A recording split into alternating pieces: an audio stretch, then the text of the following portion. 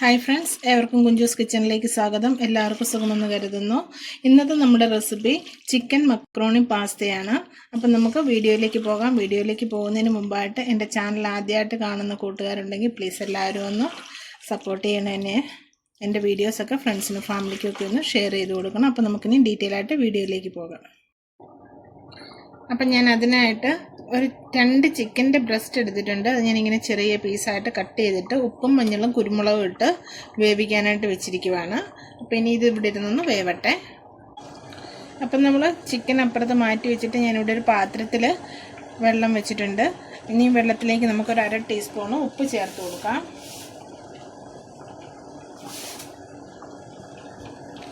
ഇനി നമ്മളിതിലേക്ക് ചേർക്കുന്നത് 1 ടീസ്പൂണ് ഒലിവ് ഓയിലാണ് ഞാൻ ചേർത്ത് കൊടുക്കുന്നത്. നിങ്ങൾക്ക് സൺഫ്ലവർ ഓയിൽ ചേർത്ത് കൊടുത്താലും മതി. ഒലിവ് ഓയിൽ കയ്യിലുണ്ടെങ്കിൽ ഒലിവ് ഓയിൽ ചേർത്ത് കൊടുക്കാം. ഇനി ഒന്ന് ഇളക്കിയതിന് ശേഷം ഞാനിവിടെ 1 കപ്പ് പാസ്ത എടുത്തിട്ടുണ്ട്.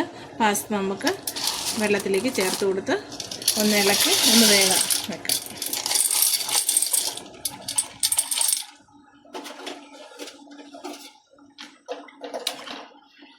ഇനി ചിക്കനും പാസ്തയൊക്കെ ഒന്ന് വെന്ത് വരുന്നിടം വരെ നമുക്ക് വെയിറ്റ് ചെയ്യാം.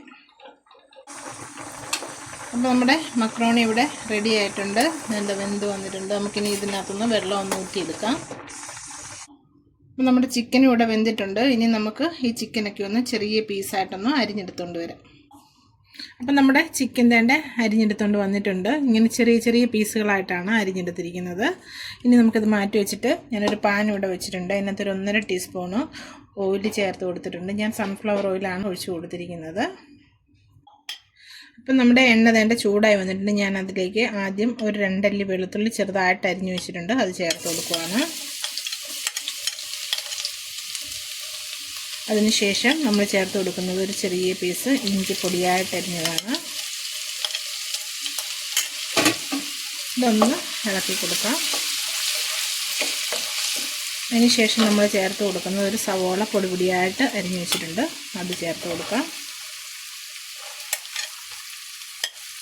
2 പച്ചമുളക് എടുത്തിട്ടുണ്ട്. എരിവിന് ആവശ്യത്തിന് നിങ്ങൾക്ക് ചേർത്ത് കൊടുക്കാം. അതിൻ്റെ കുരു ഞാൻ കളഞ്ഞിട്ടുണ്ട്.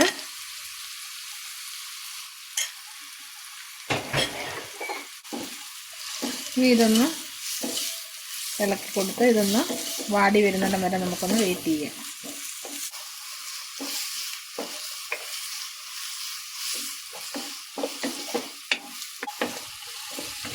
അപ്പം നമുക്കിനി ഇതിലേക്ക് ചേർത്ത് കൊടുക്കേണ്ടത് കറിവേപ്പിലയാണ്.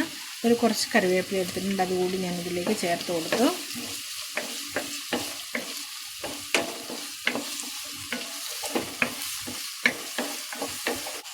അപ്പം നമ്മുടെ സവോളയൊക്കെ ഒന്ന് വാടി വന്നിട്ടുണ്ട്. ഈ സമയം നമ്മൾ ചേർത്ത് കൊടുക്കുന്ന കുറച്ച് തക്കാളിയാണ്. തക്കാളി ഇതുപോലെ തന്നെ ചെറുതായിട്ട് പൊടിയായിട്ട് അരിഞ്ഞെടുത്തിട്ടുണ്ട്. അതുകൂടി നമുക്കിതിലേക്ക് ചേർത്ത് കൊടുക്കാം. എന്നിട്ട് നന്നായിട്ടൊന്ന് ഇളക്കി തക്കാളി ഒന്ന് വാടി വരുന്നിടം വരെ നമുക്കിങ്ങനെ ഇളക്കി കൊടുക്കാം. ഇപ്പം വേണ്ടി നമ്മുടെ സവോളയും തക്കാളി എല്ലാം ഒന്ന് വഴഞ്ഞു വന്നിട്ടുണ്ട്. ഈ സമയം നമുക്കിതിലേക്ക് കുറച്ച് പൊടികൾ ചേർത്ത് കൊടുക്കണം. ആദ്യം ഞാൻ ചേർത്ത് കൊടുക്കുന്നത് മഞ്ഞൾപ്പൊടിയാണ്. ഒരു 1/4 ടീസ്പൂൺ ചേർത്ത് കൊടുത്തു. അതുപോലെ തന്നെ മല്ലിപ്പൊടി ഒരു 1/4 ടീസ്പൂണ്, മുളക് പൊടി ഒരു 1/4 ടീസ്പൂണ്, പിന്നെ കുറച്ച് ചിക്കൻ മസാല ഒരു 1/2 ടീസ്പൂണ് ചിക്കൻ മസാല കൂടി ചേർത്ത് ഈ പൊടികളുടെയൊക്കെ പച്ചമണം പോകുന്നത് വരെ നമുക്കൊന്ന് ഇളക്കി കൊടുക്കാം.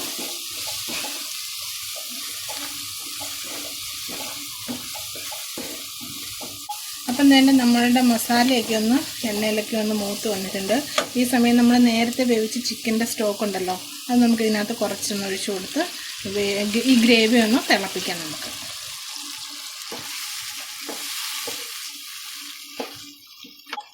ഇനി നമ്മുടെ ഈ ഗ്രേവി ഒന്ന് തിളച്ചൊന്ന് വെള്ളമൊക്കെ ഒന്ന് പറ്റി വരുന്നുണ്ട് വരെ നമുക്കൊന്ന് വെയിറ്റ് ചെയ്യാം. അപ്പം നമ്മുടെ ഗ്രേവി നന്നായിട്ട് പറ്റി വന്നിട്ടുണ്ട്. ഈ സമയം നമ്മൾ ഇതിലേക്ക് ചേർത്ത് കൊടുക്കുന്നത് ഞാനൊരു 10 കാഷ്യൂനട്ട് അടച്ചിട്ടുണ്ടായിരുന്നു. അതിങ്ങനെ കുറുകിയാണ് അരച്ചെടുത്തിരിക്കുന്നത്. ഇത് നമുക്കിതിലേക്ക് ചേർത്ത് കൊടുക്കാം.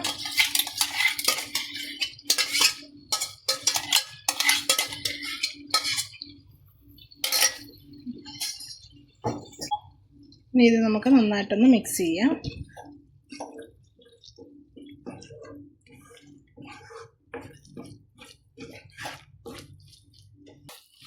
അപ്പം നമ്മുടെ കാഷ്യൂനട്ട് അരച്ചതുമായിട്ട് നമ്മൾ നന്നായിട്ട് മിക്സ് ചെയ്തെടുത്തു. അത് തിളച്ച് വന്നിട്ടുണ്ട്.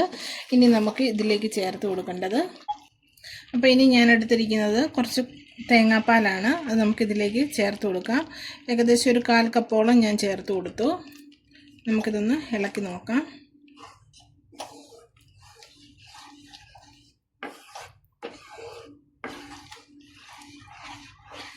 തേങ്ങാപ്പാൽ ചേർത്ത് കൊടുത്ത് നന്നായിട്ട് മിക്സ് ചെയ്തു.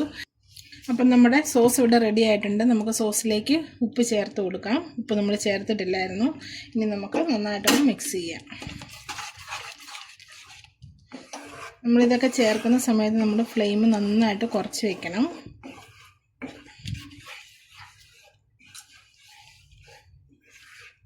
ഇനി നമ്മുടെ സോസിൻ്റെ ഉപ്പൊക്കെ നോക്കിയിട്ട് നമ്മുടെ ആവശ്യത്തിനുള്ള ഉപ്പ് നമുക്ക് ചേർത്ത് കൊടുക്കാം, കുറവാണെന്നുണ്ടെങ്കിൽ.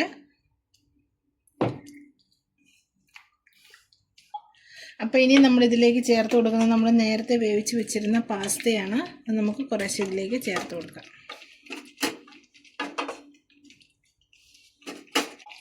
അപ്പം നമുക്ക് കുറേശ്ശെ ഇട്ട് കൊടുത്ത് ഇളക്കാം.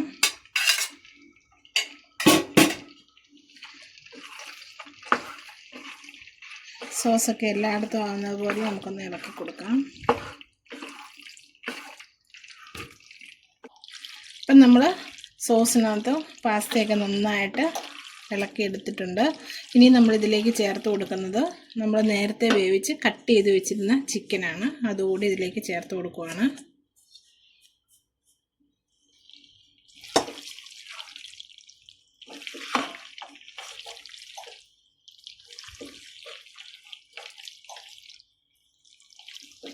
അപ്പം നമ്മുടെ പാസ്ത ചിക്കനും ഇട്ട് നമ്മൾ ഇളക്കി നന്നായിട്ട് മിക്സ് ആക്കിയിട്ടുണ്ട്.